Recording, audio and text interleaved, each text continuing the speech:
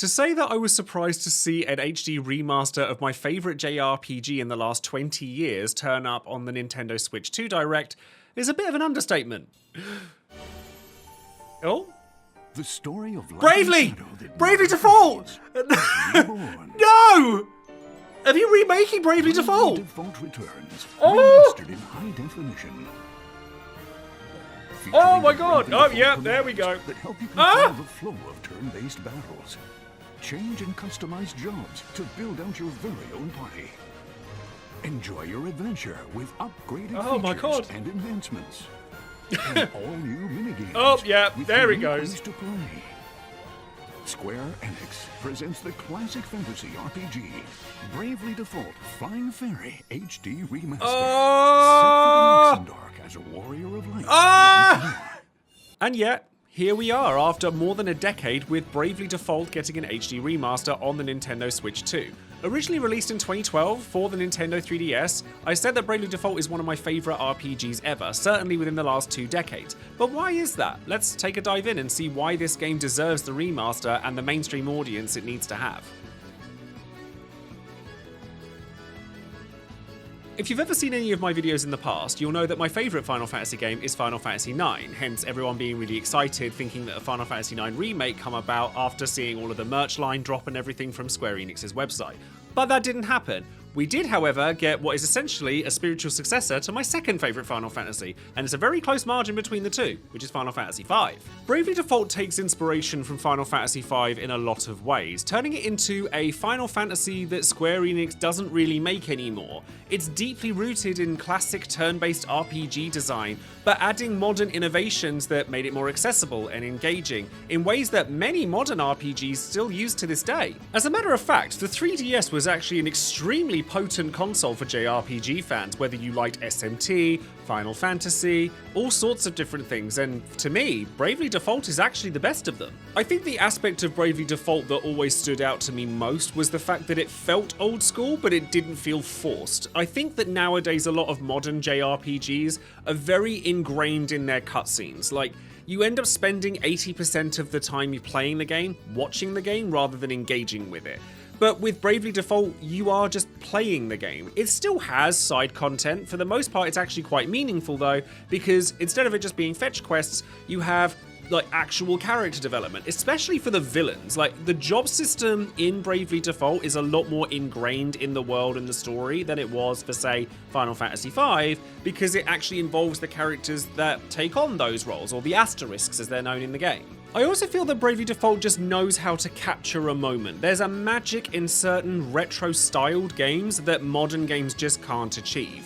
And Bravely Default does that, but also mixing in modern convenience. Things like speeding up the gameplay, auto-battling, stuff like that we just wouldn't have seen in games before that, and now that we have them, it's hard to imagine JRPGs without those features. Bravely Default was also a real breakout hit for Team Asano, who are very well known now because of the HD 2D style of game, which everyone knows I'm a huge fan of, but games like Octopath Traveler, Triangle Strategy, and now the Dragon Quest 1, 2, and 3 remakes in that style owe a lot to Bravely Default, and actually Final Fantasy IV Heroes of Light before it, which was kind of a prototype for Bravely Default. Nowhere is this more apparent, certainly with relation to Octopath Traveler, than the combat. Bravely Default introduced the Bravely Default system, in which you could take multiple actions in a turn, or braving by borrowing future turns to unleash big attacks right away, but being left vulnerable until your turns have recharged. Or it actually gave credence to defending because you would default instead of just defending and store those turns for later to let you build up an advantage and then strike hard with the brave mechanic when the timing was right. And you can see this being used in the Octopath Traveler games. Unlike Octopath Traveler though, the bosses are actually capable of using this system as well, which meant they were capable of just going in with multiple actions just like you could. You had to learn to adapt on the fly and be malleable to what your bosses could do to you without knowing whether they were going to do it beforehand. This meant you had to be intelligent with your strategy on point-to-point basis rather than just grinding out levels, although you can still do that if you want to do that in Bravely Default, it is possible, but realistically it wants to feel dynamic, it wants to make you feel like you're engaging with the game, and that's why I like games like Final Fantasy V and of course Bravely Default as well. It's because they put the gameplay first. Now, a lot of people who buy into JRPGs are buying them for their story, and that's totally fair. Bravely Default definitely doesn't disappoint in that regard, though, because the direction is led by Akihiko Yoshida, known for his work on Final Fantasy Tactics, Vagrant Story, Final Fantasy XII, but also bringing in the whimsical look that's kind of looks like it's a storybook from the Final Fantasy 3 and 4 DS remakes, and of course Final Fantasy 4 Heroes of Light, and you can see the direction that it takes into things like Octopath Traveler and the other HD 2D games. So to see this game in particular getting a visual overhaul that brings its story elements more in line with the way the game looks is just really lovely to see. There is a point later on in Bravely Default's story that is somewhat contentious within the JRPG community, and I do kind of understand why, even though I think the characters are wonderful. Ring a Bell and Adia are two of my favourite JRPG characters ever, and the end of the game never fails to have me sobbing in my hands, so it's definitely got that emotional power if that's what you're looking for. But there is a point in the game that, if you haven't played it before, might be a bit jarring, but I'm wondering if they're going to address that in the HD remaster, because it is something similar to Wind Waker's like Triforce quest in terms of the way that it feels a little monotonous for about a couple of hours or so, that people kind of fall off it about the 80% mark. But I really do encourage you, even if they don't change that, push through it, because it really is extremely rewarding by the end. Now, I can't talk about Bravely Default without talking about its music. Revo, the composer for this game, literally has me in tears, has me in the palm of his hand. The soundtrack to Bravely Default is flawless. Like, I would put it even with, if not above, the best JRPGs ever made. I think it's intelligent. I think it uses themes in ways that no other game ever does. And if you don't do anything with the game and you want something to kind of influence you more than any YouTube video ever could as to whether you'd want to play this game, just listen to its music.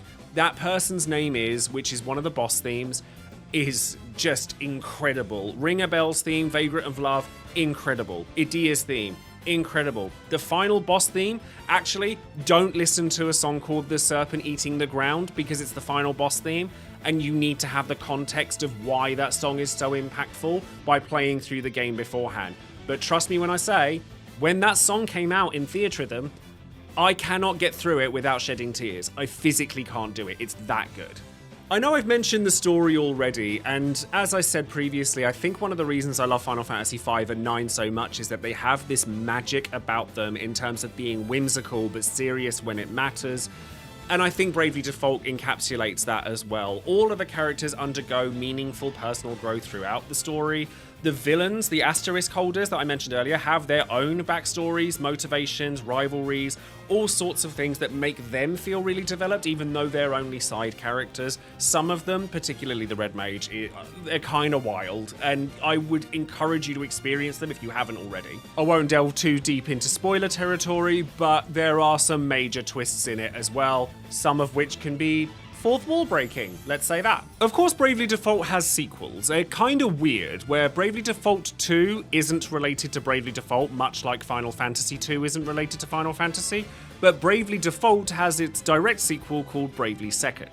And those games they're good. Like, Bravely Default 2 I really loved up until the end game, which I felt was a little bit disappointing, and Bravely Second tries too hard with the mind-bending twists and the fourth wall breaking. Bravely Default, just the original, is perfect, just as it is. So I'm so excited to see that it's coming back in HD and with all of these extra quality of life changes on the Nintendo Switch 2. And because of that, it's actually partially sold the console itself for me. It does also help that while people are rightfully upset about the prices of a lot of Switch 2's games, Bravely Default is actually by far the cheapest one available on the system, being only $40 as opposed to $70 or even $80 in some cases. I'm not entirely sure if Bravely Default HD is exclusive to the Switch 2. It does have some of these mouse exclusive features to try and push the mouse feature of the Joy-Cons, But those could work on PC, and Bravely Default 2 was released on multi-platform 6 months after it came out on the original Switch, so I really hope it does end up multi-platform so that loads more people can experience this wonderful game. I guess all I'm trying to say is, please play Bravely Default. It's just a wonderful game. It's such a pure experience from a JRPG fan's perspective, and we don't get games like this anymore. There's a magic almost not only replicatable by old school Disney movies that this game and other games like it can only achieve, and we don't have all the bells and whistles that maybe some AAA titles might have, and yes, there's going to be games that maybe appeal to a modern audience differently from this one, but I really do think that Bravely Default is just a wonderful experience. So even if you don't play the HD Remaster version of it and you find a way to play the 3DS version, just try it, because it really is wonderful, and it's one of my favourite games, and selfishly, I want more people to talk to about it. So yeah, that's going to be all for today's video. Thank you ever so much for joining me. Bravely Default HD Remaster is coming out on the same day as the Nintendo Switch 2, which is going to be June the 5th, and now that it's on its way with an HD Remaster, it's finally getting the second chance it deserves. Did you ever play the original on the 3DS? Do you have any favourite memories from the original? Drop a comment below, because let's just talk about why this game is so special. And of course, if you've enjoyed it, don't forget to like and subscribe and hit the notification bell and all that jazz that YouTubers tell you to do, so that we can chat more about just really awesome games that we love. Thank you so much for watching, and I'll see you in the next one. Take care.